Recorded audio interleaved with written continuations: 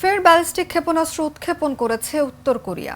দক্ষিণ কোরিয়া সামরিক বাহিনী জানিয়েছে, উত্তর কোরিয়া বুধবার সাগরের দিকে একটি ব্যালিস্টিক ক্ষেপণাস্ত্র নিক্ষেপ করেছে। বার্তা সংস্থা ইয়োনহাপের এক প্রতিবেদনে এ তথ্য জানানো হয়েছে। দক্ষিণ কোরিয়ার জয়েন্ট চিফ অব স্টাফ জানিয়েছে, তারা উৎক্ষেপণের বিষয়টি শনাক্ত করেছে, তবে এ বিষয়ে বিস্তারিত কিছু জানানো হয়নি। এদিকে জাপানের প্রধানমন্ত্রী ফুমিও কিশিদার কার্যালয়ে সামাজিক মাধ্যমে এক পোস্টে নিশ্চিত করেছেন যে উত্তর কোরিয়া একটি সন্দেহভাজন ব্যালিস্টিক ক্ষেপণাস্ত্র উৎক্ষেপণ করেছে। তবে উত্তর কোরিয়ার সন্দেহভাজন এই ব্যালিস্টিক ক্ষেপণাস্ত্র জাপানের দিকে আসবে এমনটা মনে করছেন না তারা।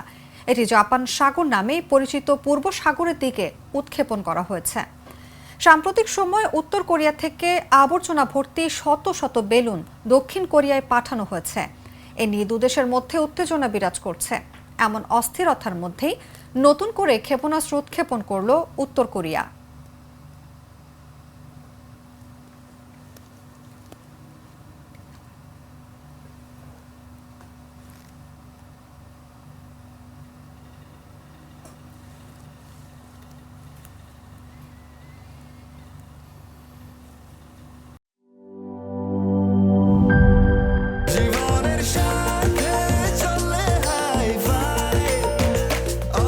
স্বাস্থ্যকর অল টাইম, সব সময় অল টাইম হেলদি লাইফ।